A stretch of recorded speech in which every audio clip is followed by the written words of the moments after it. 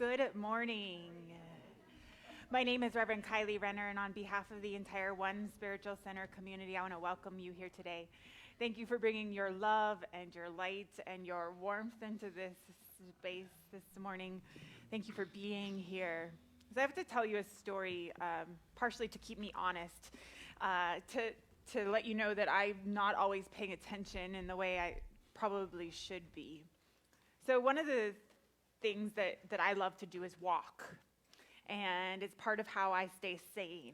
And when I was in college, I started to take these really long walks through Santa Fe, and I would start really early on a Saturday morning and just walk all day. And generally, I would find interesting things to stop and see or to look at. I found all kinds of feathers and rocks and things a lot that are still part of my life. But one day I was walking, and on the side of the road, just sitting there, was this book. I'd never found a book before on the side of the road, just sitting there. I've never found a book since. And I've been carrying it around for years. So the truth is, it's a book I probably should read, right? I'm thinking it was pretty much like Spirit saying, I'm putting this book on the side of the road right here for you to pick up so you will read this, and I have not read it. And so I've carried it around for years, and every once in a while it will actually fall off the shelf, and I'm like, oh yeah, I should read that. And so this morning, I received this beautiful collection of emails that are people, the specific one comes on Sunday mornings. And it takes writings from different people and brings them to people's attention. And guess what was in the email this morning? That damn book. And so this book is called The Spell of the Sensuous, which is also just a great name. And it's about perception and language. And I am promising this morning that I am actually going to read the book now. I've gotten the message. And I think it's so interesting, though, how we resist those things, right? We resist the things that are right in front of us sometimes, that are obviously pointing us in some direction for us to be paying attention. And so I'm admitting that I do not always pay attention because this book has been with me for at least 20 years now. And I'm willing now to finally say, all right, I get it. I will pay attention. I'm willing to bring my attention to that which I am being pointed towards. And I think that this is important, especially in this time when there's all this stuff going on, to start to use and pay attention to the things that we are guided to in a deeper way, and actually start to commit to being willing to be honest about it. Like, yes, no, I don't always pay attention, or I'm not always willing to take that step, and at the same time, I'm willing to recommit to paying attention in that deeper way. And so I have an assignment this week Spirit has given me. I'm going to finally read the book. And I am just inviting us into this space of paying attention this morning to whatever it is that needs our attention. So if you're comfortable, I'm just closing your eyes.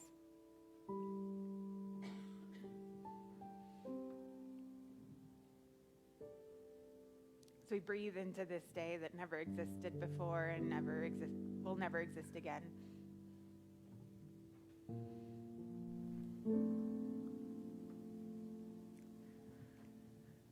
This day where there's this particular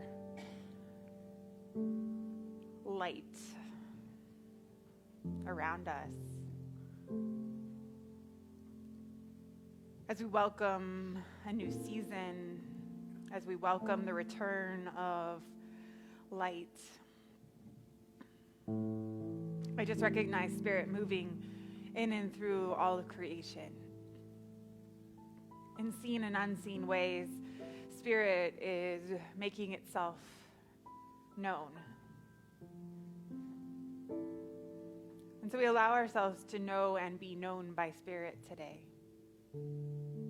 We allow ourselves to open to the light that is seeking expression.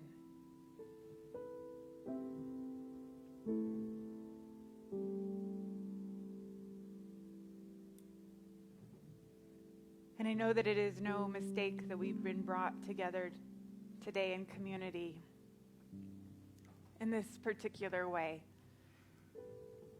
And so I open to just allowing Spirit to move us. And I let it be. And so it is.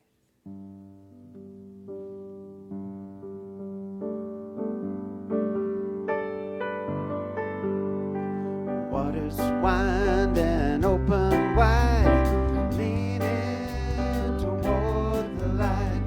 Don't just walk, Winnie, you can fly, leaning toward the light. When justice seems in short supply, leaning toward the light. Let beauty be your truest guide,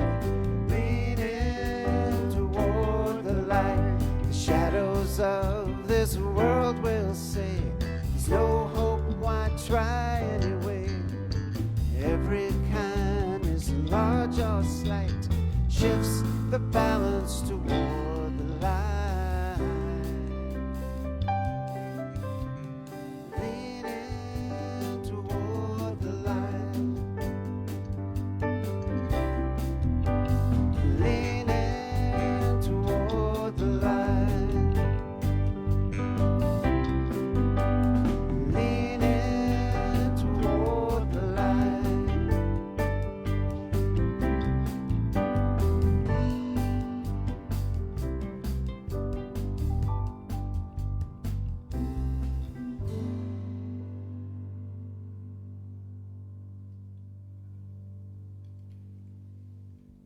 Prepare for our meditation this morning, chosen a poem by David White entitled Winter Apple.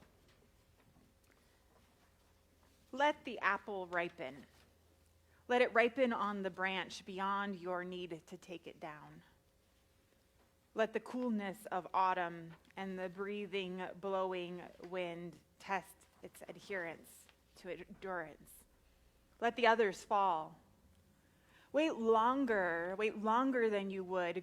Go against yourself. Find the pale nobility of quiet that ripening demands. Watch with patience as the silhouette emerges and the leaves fall. See it becomes a solitary roundness against a graying sky. Let winter come, and the first frost threaten, and then wake one morning to see the breath of winter has haloed its redness with light. So that a full 2 months after you should have taken the apple down, you hold it in your closed hand at last and bite into the cool sweetness, spread evenly through every single atom of a pale and yielding structure, so that you taste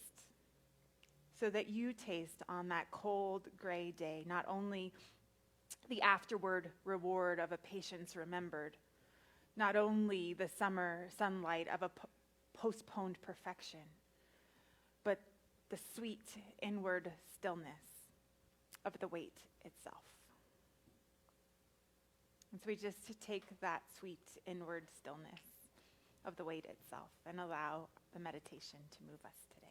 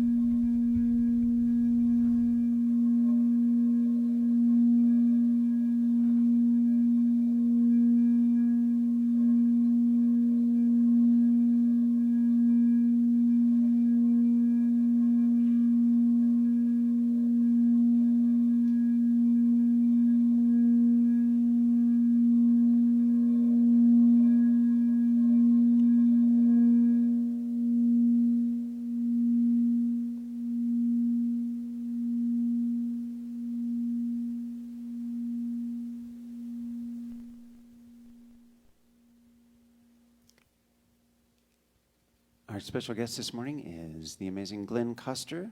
Glenn Custer. Thank you. Good morning, everybody. A while back when Sid asked me to come and join you this morning, and by the way, this is my first time being here in the Outpost as your new space, and so I'm delighted to be here and happy to see the church thriving, and I think this is a beautiful space for it. And Sid asked me if I would come and play, and he said that the one caveat was that we were under strict orders from Reverend Kylie to play as much Christmas music as possible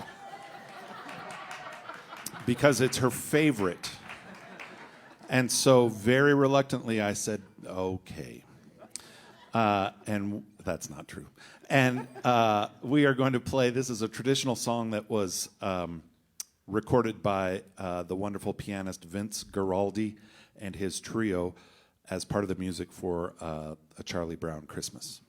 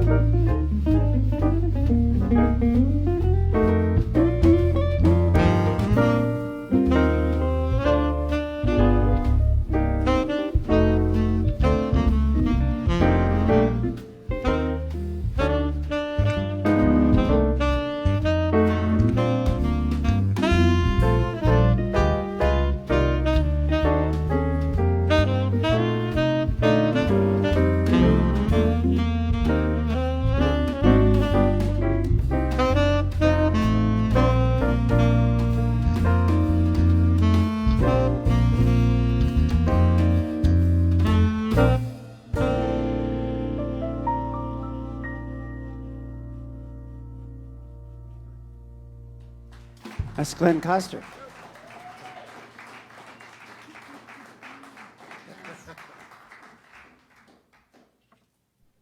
Gonna squeeze by you, Demi. We're gonna do a dance. Thank you very much. Yes, everyone knows how much I love Christmas music. But that was lovely. Thank you.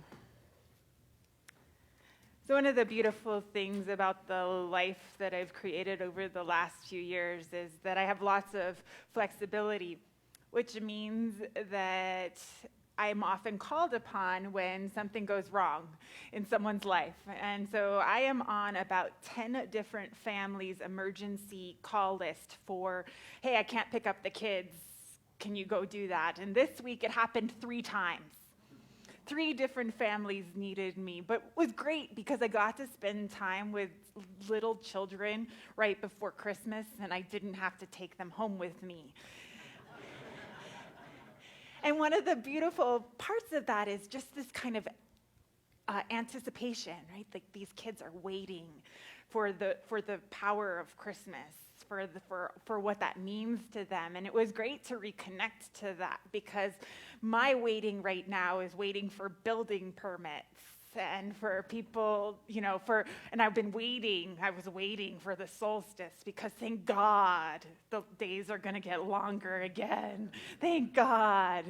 And so I was sensing this kind of sense of how can we get in touch with this sense about what we're waiting for in a way that actually empowers us to live more into every single moment instead of just the waiting for it actually to be here or to be done with or to get it over with or whatever that is.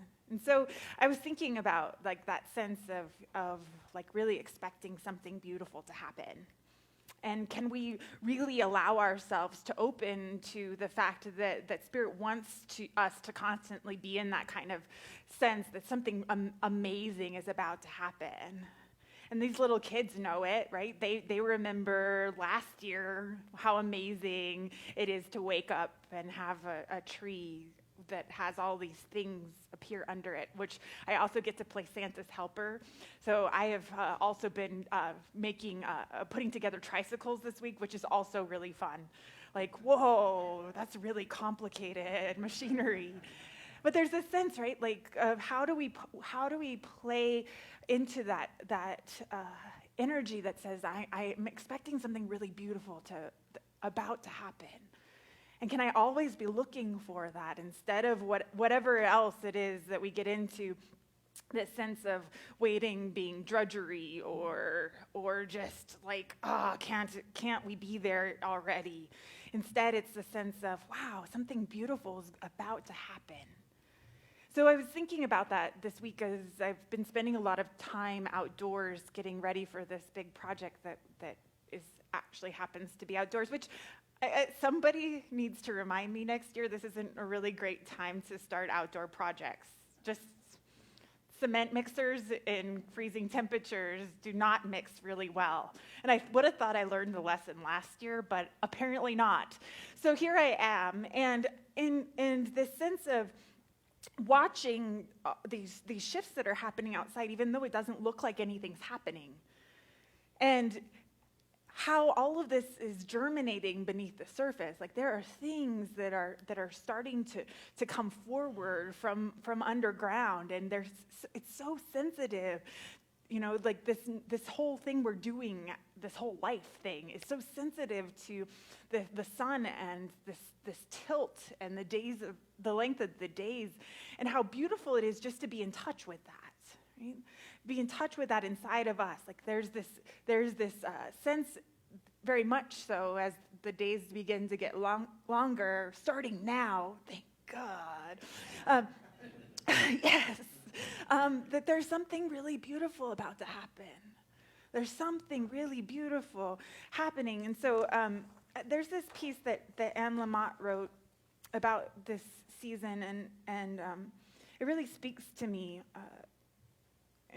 And I want to share it with you because I keep going back to it every year around this time. And so this is what she says. She says, yes, we did it. We did it. It's December 22nd.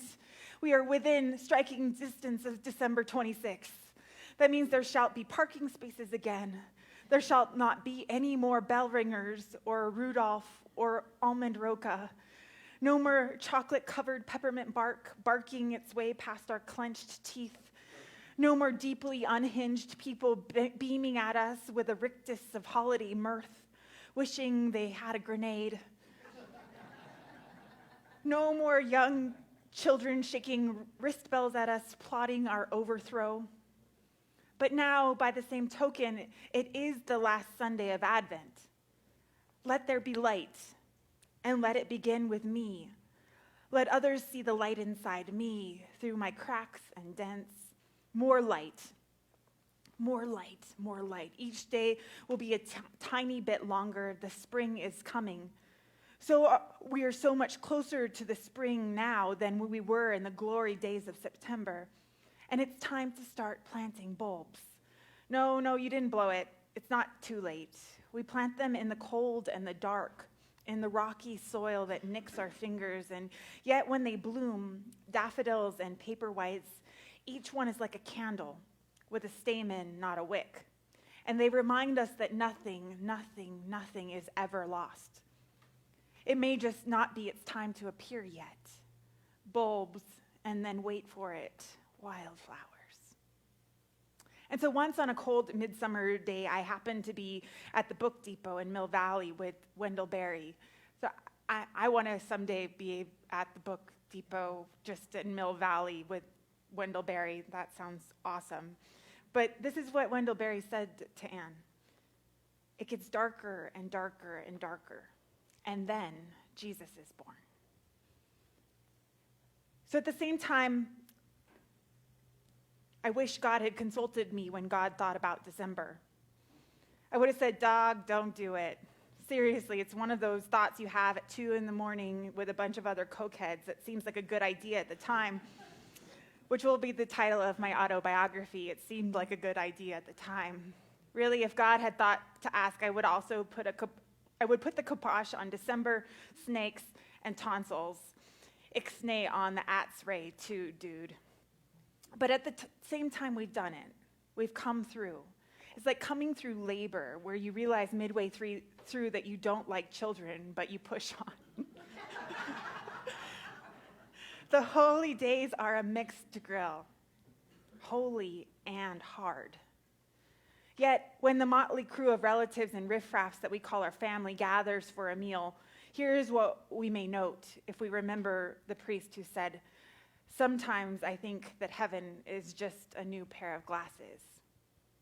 We'll see everybody at their best and worst, meaning well, sharing what they can, trying not to drink so much, trying not to nag so much or provoke, trying to be better than they are. We'll see people who used to hate each other passing and receiving the gravy, and that is what grace looks like. We will see stingy people who have spent too much on our children, along with the horrible sweet potato dish and almond roca wrappers. We'll see goodwill.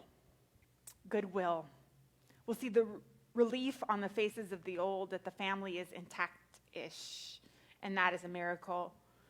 We'll see hope in the talented teenagers. We'll see too many people squished at the table because we invited people who had nowhere else to be. It will be loaves and fishes and the terrible sweet potatoes, and wonders of wonders. We'll see forgiveness marbled through it all. Hammersgold said forgiveness is the answer to the child's dream of a miracle by which what is broken is made whole again, what is soiled is made clean again, or at least broken things that work well enough again against all odds. And so I would fall to my knees and say thank you if I could without risking serious bodily harm. So I'm not going to say that prayer today. I'm going to simply be it.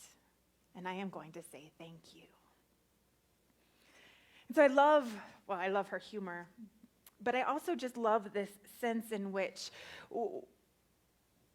there's this movement inside of us that says that we're waiting for things to appear that aren't here yet.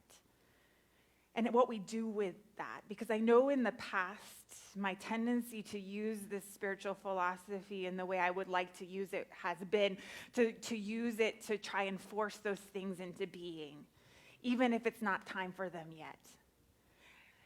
To move things out of season, to rush through. And there's something really powerful about being willing to let things take the time they take, to let the bread rise, to let the the seeds germinate, to let them do what they need to do beneath the surface. Rumi has this great line that's about winter that says something about the don't let the winter fool you, because down deep below the surface, those roots are riotous and ready for spring. And so there's all kinds of things that it feels like just aren't here yet. There are prayers we have, there are wishes we have, there are things we would like to see or be or experience, and it's just not time yet. And how do we get to be in that sense of being willing to hold a space for them to come into being, but also realize that this time before they arrive is just as important as the arrival itself. So Debbie Ford wrote a lot about the darkness and about the unacknowledged darkness that we all carry around with us. And one of the beautiful things she talks about is that every single time we need to grow, we have to go back into the dark to do it.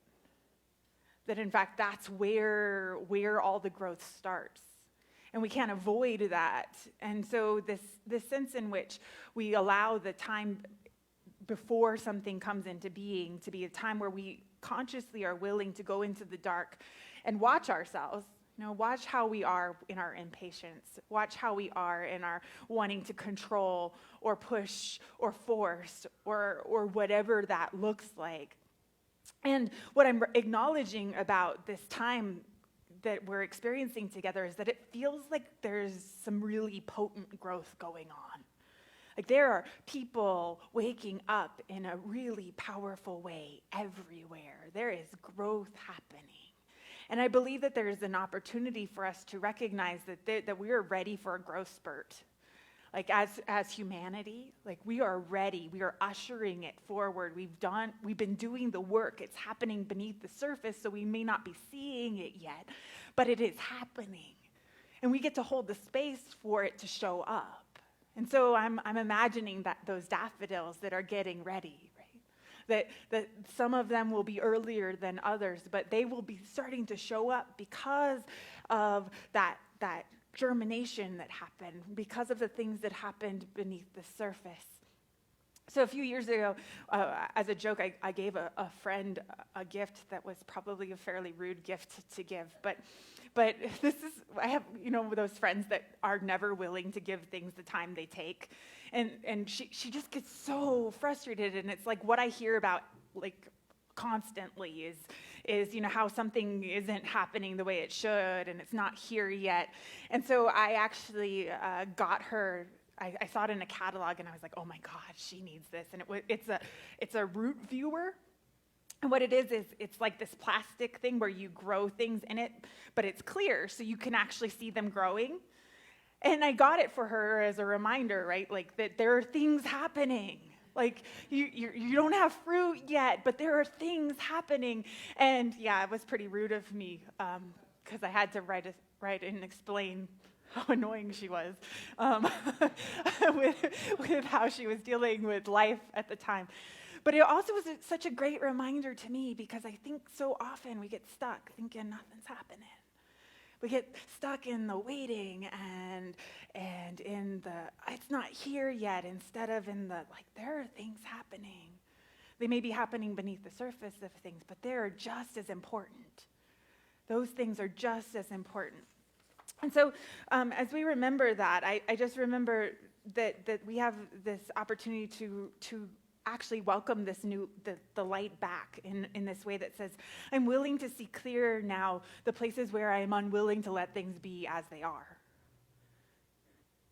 I'm willing to use my vision and not to constantly be demanding that things move faster than they do.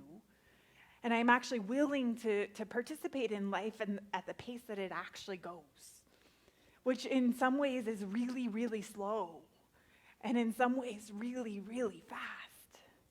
And we get to be smack dab in the middle of that, right? The fact that as I spoke of last week, like there's a rub between the fact that life looks different inside my skin as it does outside of my skin. And that pressure that happens when we are willing to be in the presence of that actually is where our growth happens, not in the absence of that. And so I just recognize that we have an opportunity right now as the light starts to come back and we get to welcome the fact that it's not going to be darker and darker and darker anymore. That there's actually an opportunity for us to be in the presence of what it feels like to then know with that return that we get to be clearer than we've ever been before about how we're participating in this whole thing, the cycles of life and nature, and to let them guide us deeper. So one last piece of this for me has been just recognizing how unwilling sometimes I am to actually welcome the thing that shows up when it shows up. So here I go, like, I really want this thing to happen, or I want to be in this other place. And then when it happens, what I do with that. How unhappy I am, both in things not happening the way I think they should, and with things happening the way I think they should. Hey, we're humans are really interesting, if we're honest. If we're honest, we know all kinds of ways to make ourselves miserable, right? And we participate in this in life in a way that is constantly at odds with this, what I believe is this really deep, powerful sense in us that we're connected to everything, and that everything's unfolding exactly as it should, and that there are things happening beneath the surface that we can't see, and that all of it is powerful and transformative and good on some deep level. And we fight against that all the time, with all of our worry, with all of our controlling, with all of our pushing things to happen. And there's a deep invitation to let go of that in some way we've never before, so that we can access the way we are connected to all of it. So you know that book that I need to read? I have a passage from it because guess what? It's about this, which apparently I really need to read. But what the author talks about is about the other page that is back here, because I passed it already, is about how we take for granted all of the different things that are happening, and we start to think that things are solid or certain or some way, and we miss the fact that they are only that way because we're perceiving them that way in the moment. And so he was talking about this experience of things being solid or unchangeable, and this is what he says. And it's also complicated, which might be why I have not read this book yet. So it says, this experienced solidity is precisely sustained by the continual encounter with others, with other embodied subjects, with other centers of experience. The encounter with other perceivers continually assures me that there is more to anything or to the world than I myself can perceive at any moment. Besides that which I directly see of a particular oak tree or building, I know or intuit that there are also those facets of the oak or building that are visible to other perceivers that I see. I sense that the tree is much more than what I directly see of it, since it is also what others whom I perceive of it. I sense that it is a perceivable presence. It already existed before I came to look at it. And indeed, that it will not dissipate when I turn away from it, since it remains an experience for others. Not just for other persons, but for other sentient organisms, for the birds that nest in its branches, and for the insects that move along its bark, and even finally to the sensitive cells and tissues of the oak itself, quietly drinking sunlight through its leaves. It is this informing of my perceptions by the evident perceptions and sensations of other bodily entities that establishes for me the relative solidity and stability of the world. But how beautiful this image of watching just all of experience through the eyes of the fact that it changes depending on who is perceiving it. And that beautiful line from Anne Lamott that heaven is a new pair of glasses, that sense in which we can use our perception to start to see new things, to start to see the growth that's happening, to start to see how that oak tree looks through different eyes. And then in doing so, actually move that transformation forward. And so I'm going to read that book, even though it's complicated, because I think that there's something to this sense of how do I be willing to participate in all the things that are trying to come into being without forcing them in any way. And with making peace with this sense that I'm part of all of it in some way that is bigger than I imagine. And that all of it is all unfolding, whether I can see it or not, whether I'm aware of it or not. And that there's something beautiful brewing. So I'm inviting us into this sense, going out today from this place in this anticipation of something beautiful about to happen, and see if we can't use those glasses and that experience to open to it showing up in a new way. So I'm going to ask the band to come and join me, because we're going to anchor into prayer, and we're going to sing into our prayer. And so as we start to hold that space of what that prayer is for us today, I'm just going to invite you into maybe some place in your life where you are trying to rush through, or some place where you've missed this sense of being in awe of what's happening in the moment because you really think something different needs to be going on. And see if we can use this prayer time to shift whatever that is. Our prayer of love lifts us high. It heals us, sustains us, and sets us free. Our prayer of love lifts us high. Heals us, sustains us, and sets us free. Our prayer of love lifts us high. It heals us, sustains us, and sets us free. Our prayer of love lifts us high. It heals us, sustains us, and sets us free. So our prayer of love today is a prayer of being present to all of the beauty around us and inside of us in any moment. It is a prayer of recognizing that things are taking the exact right time that they need to take for the greatest good of all of life, and that beneath the surface of things, whether we can see it or not, that things are conspiring for the greater good in every direction. And so we recognize the seeds that we have planted are germinating in exactly the right way, in exactly the right time for growth and for transformation. And we recognize that every single part of the process is powerful and necessary. The things that we can see and the things that we cannot yet.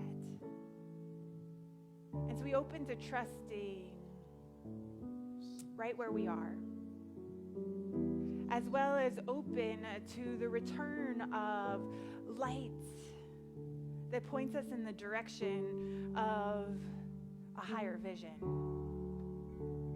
A vision in which we recognize with clarity the presence and the power of the one in all of it. It's right there, ready for us to see it, ready for us to awaken to it. And so we open ourselves to that deep sense inside that recognizes that something beautiful is about to happen in each moment. Something beautiful is about to show up. And we allow ourselves to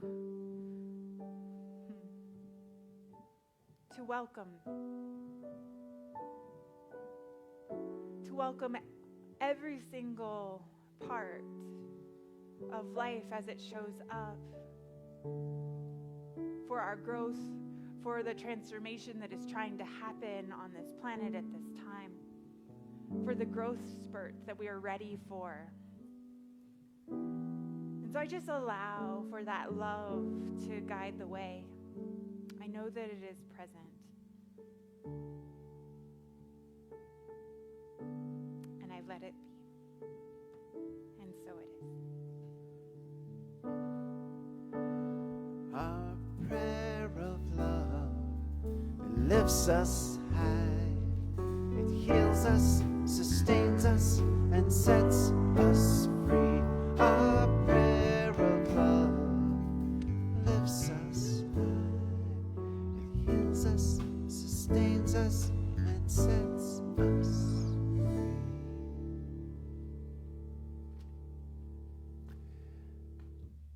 Once again, Glenn Custer.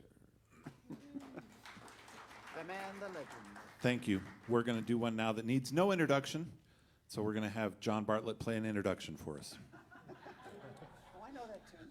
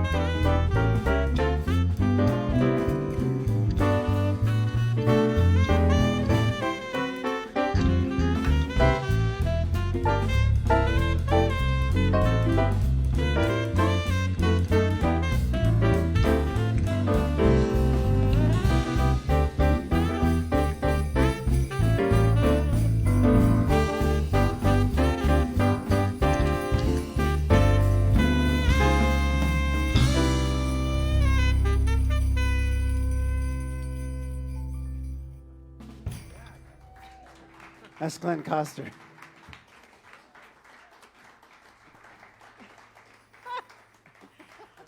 Torture.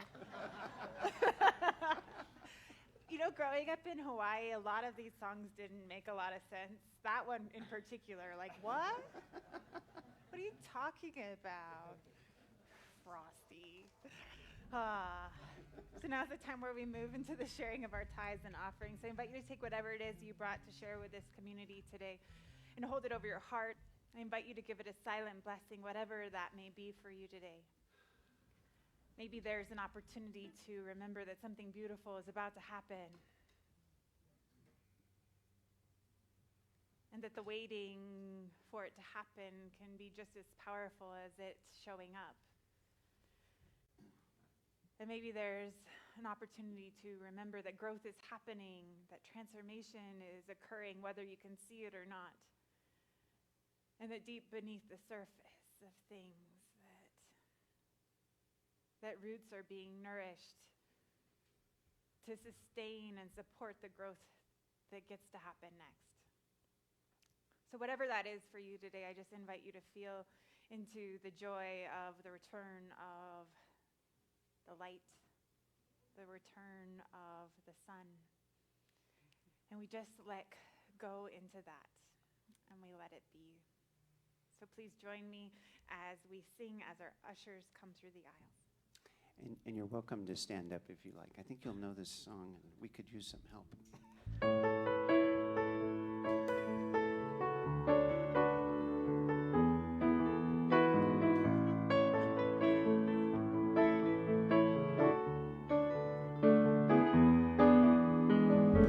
Here comes the sun. Here comes the sun. And I say it's all right.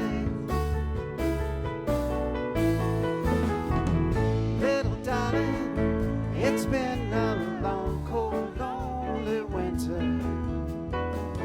Little darling, it feels like years since it's been clear. Here comes the sun. Here comes the sun. And I say it's all right.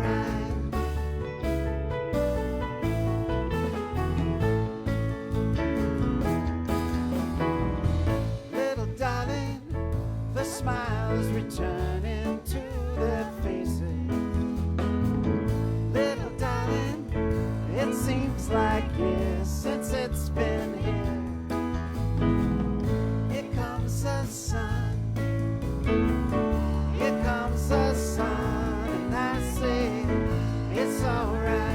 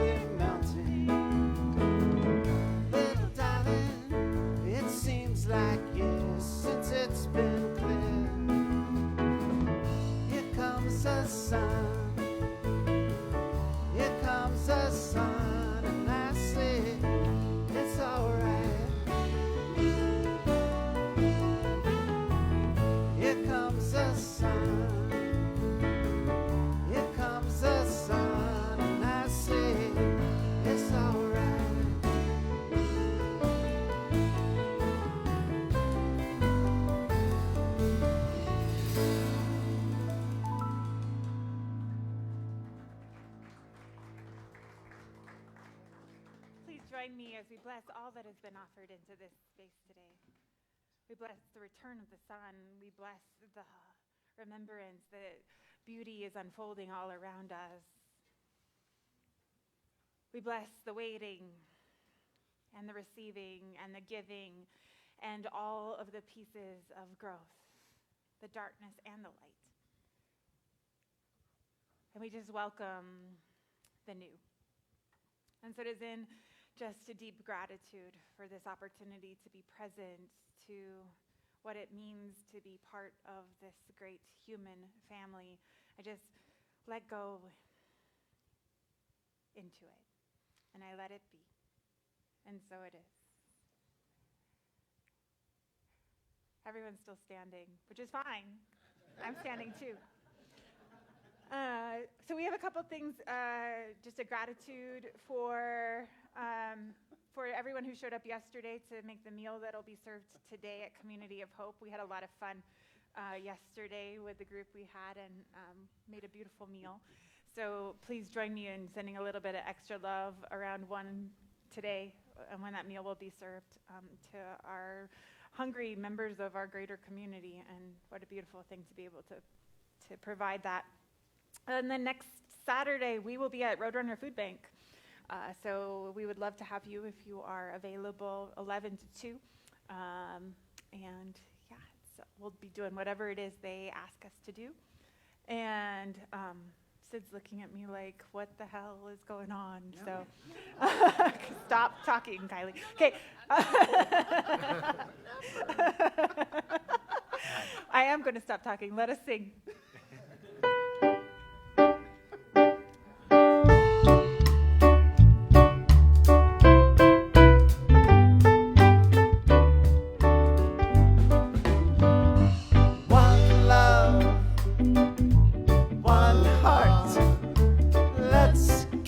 Together and feel alright. One love, one heart.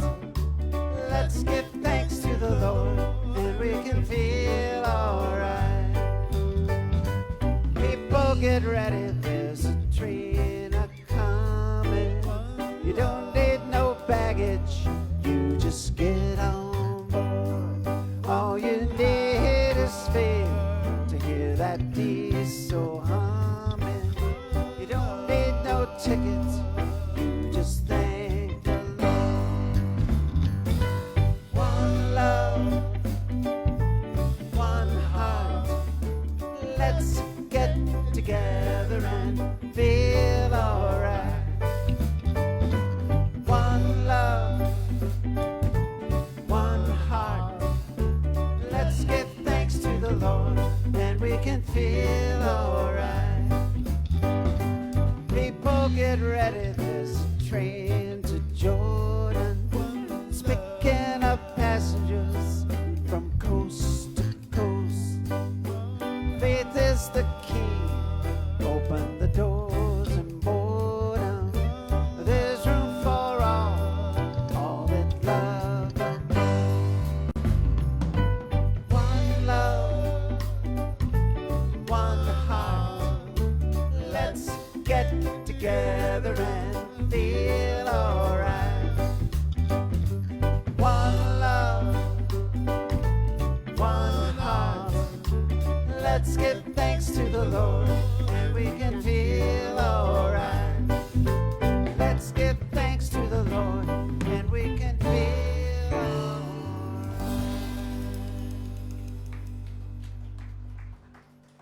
So Merry Christmas, Happy Solstice, Happy Hanukkah, Merry Impeachment. Love you guys. We have one last blessing to sing to one another.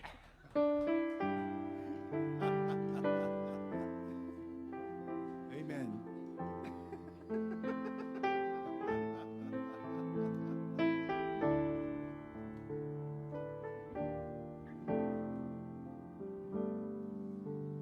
Go forth and walk in